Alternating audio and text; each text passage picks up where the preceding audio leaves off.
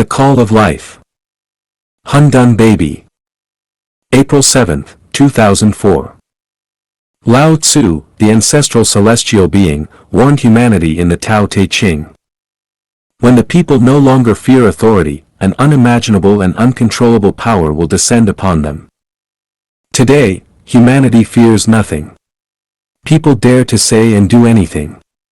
They disregard not only the fate of nature, which is intertwined with their own, but even goes so far as to profane and mock the creator of the universe, as if everything on earth appeared from nowhere, as if the earth's rotation, its speed, and its axial tilt all somehow came together by blind chance. Human intelligence was meant to manage humanity and the earth well.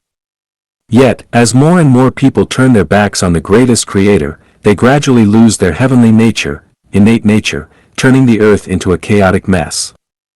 Worse still, people fight, hate, and destroy each other, even siblings, neighbors, colleagues, spouses, and parents and children engage in overt and covert battles.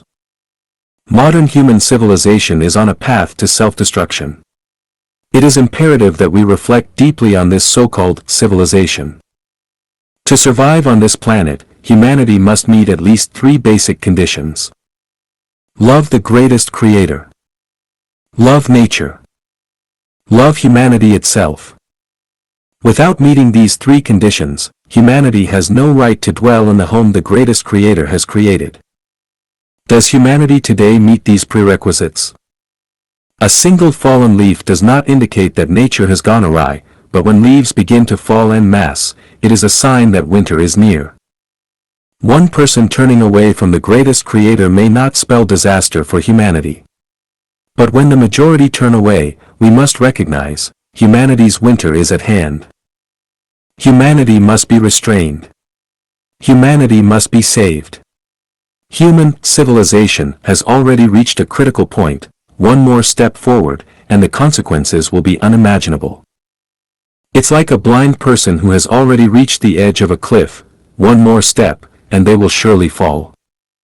To save humanity's reason, we must first inject a tranquilizer, calm the mind. Then we can point out what should and should not be done, which paths can and cannot be taken. Humanity must not follow its whims, doing whatever it pleases. Hope for the best, prepare for the worst. We must give our all. If humanity can be saved, then let it be saved. If not, let us first save ourselves, and prepare to return home before the winter of humanity arrives. Do you still remember the fate of the city of Sodom? Before Sodom and all its inhabitants were utterly destroyed, the angel said to Lot, "Flee for your lives. Don't look back. Escape to the mountains, or you will be swept away. You are the Lots of this generation.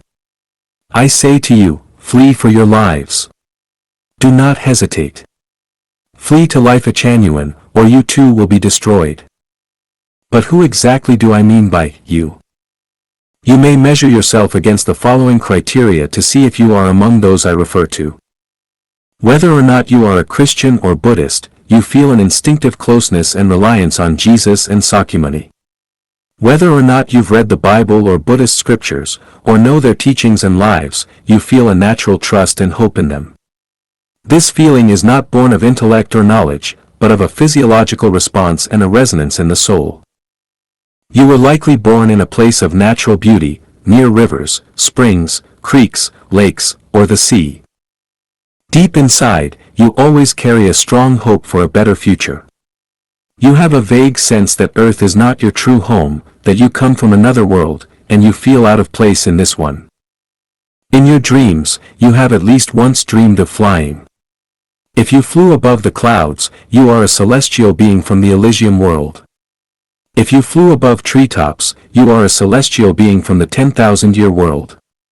If you flew just above people's heads, you are from the 1,000-year world. Entering Lifechanyuan gives you a sense of security, familiarity, and peace, a feeling like a weary traveler finally returning home. You always remain humble, never thinking too highly of yourself.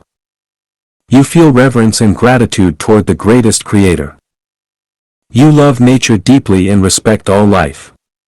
You never abuse or kill animals, and even if you accidentally harm one, you feel guilt and remorse.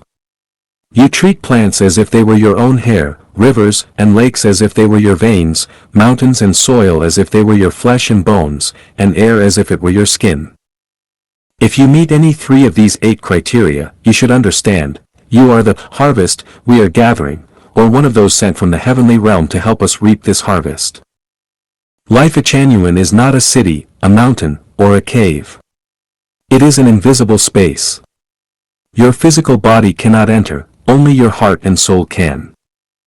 In Lifechanyuan, there are no high positions to hold, no bonuses to claim, no villas to live in, no beauties to embrace.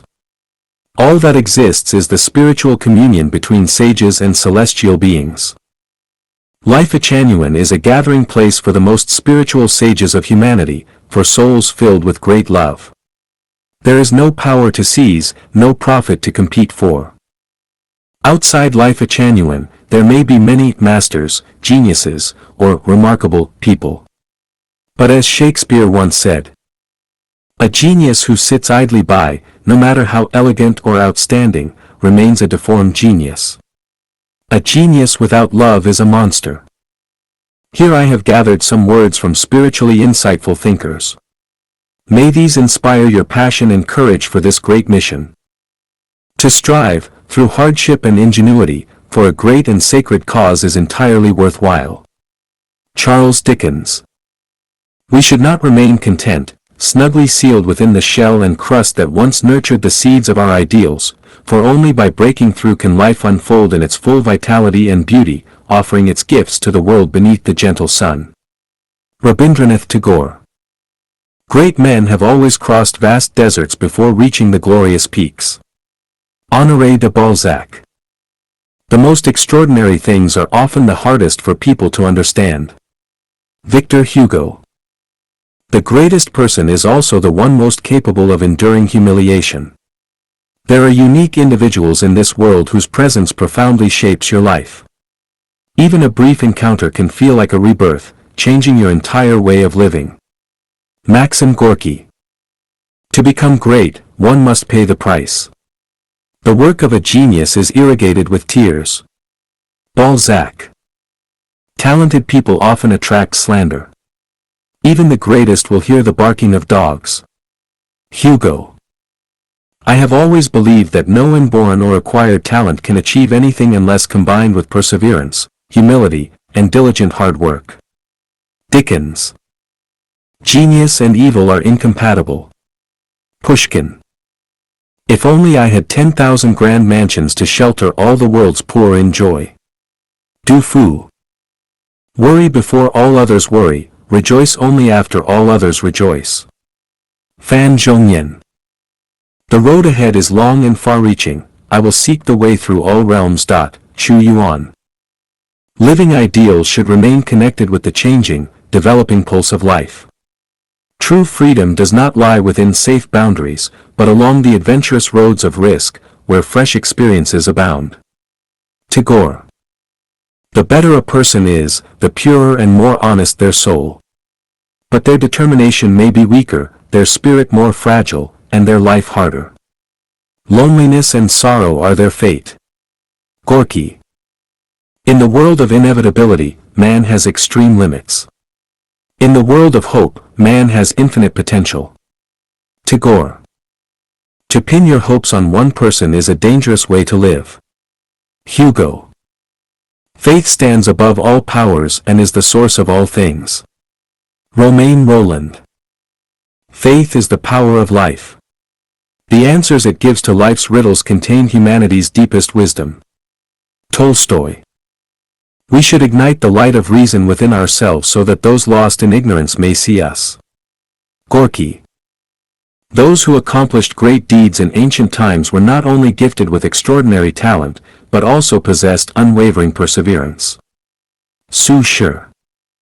Everything depends on people, and everything exists for the sake of people. Maxim Gorky. Take a moment to quiet your heart and reflect. Will you go on living as you are, or will you break free from the chains of habitual thinking and elevate yourself,